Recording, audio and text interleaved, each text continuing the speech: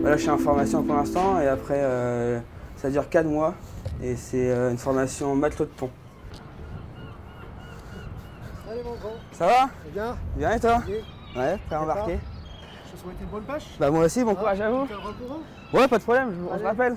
Au revoir. Donc on apprend à faire du matelotage, des règles de barre, de la navigation, des manœuvres avec des bateaux, voilà. Moustapha El Kettab, je suis le directeur adjoint du Centre de formation continue maritime, le CEFCM. Donc on forme les marins, les navigants, les mécaniciens. Et donc on a la chance en fait, de former pratiquement un marin français sur 2. Dans ce cadre-là, j'ai dû travailler avec la mission locale pour accueillir des jeunes dans ce centre en les parrainant dans le cadre d'une opération qui s'appelle l'opération Étrave, qui est une action de parrainage. Et c'est dans ce cadre-là que j'ai rencontré Alan.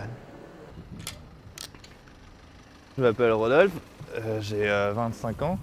Je gère la société White Sails que j'ai montée avec Violette, ma compagne. On traite des voiles de 2 mètres carrés à 500-600 mètres carrés. On fait parmi les plus grosses voiles du monde. On a fait quasiment les plus grosses dans la course au large, dans les yachts presque les plus grosses. La voile elle est toute dure, elle est presque en carton. On la rend, elle est rose souple, elle est rose blanche, il n'y a plus la verdure, il n'y a plus la moisissure et du coup on leur dit vous êtes reparti une remise à 0. Bon, on part dans la nuit, donc on part entre 1h et 3h du matin. Et donc on va sur la zone de pêche, on a environ 3-4 heures de route. On commence à mettre le matériel à l'eau pour pêcher. Et c'est des traits de chalut d'environ 3 heures et puis au bout de 3 heures on remonte le matériel, ce qu'on appelle ça virer. Après tout le poisson tombe sur la table de tri et on trie le langoustine et le poisson. Et après la langoustine on vient la mettre dans les viviers qui sont là. Ouais, c'est rythmé quoi. Faut pas avoir envie de dormir. Parce qu'on ne dort pas beaucoup. Il faut être en condition physique quand même, c'est sûr. Mais c'est intéressant, il y a plein de choses à voir, on part à l'aventure, notre argent il dépend de la pêche qu'on fait. Donc voilà, il y a plein de choses qui rentrent en... Il y a un esprit de groupe qui se crée quand tu es dans le bateau. La mission locale rencontre des jeunes, détecte chez eux cette envie d'aller sur le métier de la mer.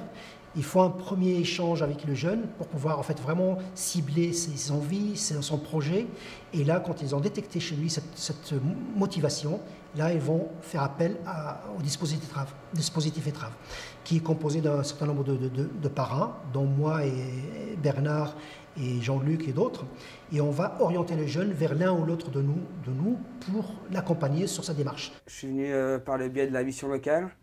Donc j'ai commencé avec la mission locale, je voulais me spécialiser en chaudronnerie, parce qu'avant j'étais dans la mécanique. Puis après ça m'a pas trop plu la chaudronnerie, j'ai fait je vais faire un stage à la pêche. Et j'ai fait le stage à la pêche 1 semaine à la Coquille Saint-Jacques avec la mission locale. Donc c'est grâce à la mission locale que j'ai commencé mes premiers pas en mer. Grâce aussi il y avait Moustapha El Kettab qui était là pour m'aider dans mes démarches. On avait des idées de création de société et on a été voir la mission locale parce que des fois c'est bien d'avoir soit de l'aide ou un appui ou des contacts et puis ou d'autres personnes qui écoutent le projet, qui disent ouais il faut y aller et puis des fois c'est bien de l'entendre quand même par 5 à 10 personnes avant de dire allez on y va parce qu'une fois qu'on y va c'est pas rien quoi. Il faut trouver un local, il faut l'investissement, il faut déjà du coup on travaille pour soi et il faut s'organiser. Les revenus c'est pas les mêmes quand on crée une société plutôt que quand on est salarié. Le dispositif Étrave ne s'intéresse pas que aux jeunes qui vont aller sur des bateaux de pêche ou de commerce.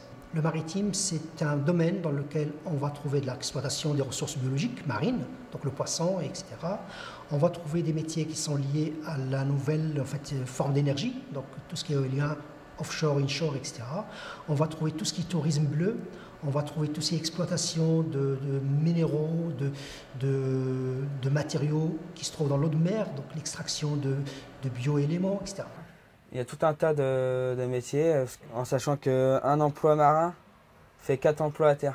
On regarde un bateau ici, il y a de l'inox, il y a du carbone, il y a de la voile, il y a du filet, ensuite il faut savoir faire les épissures, il faut savoir mettre en place un gréement, il faut savoir mettre en place...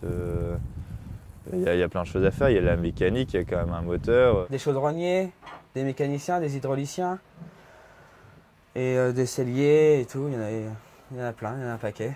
Le secteur de la mer, c'est quelque chose qui est recèle de ressources inimaginables, qui sont les métiers de demain, se trouvent pour la plupart dans le milieu maritime.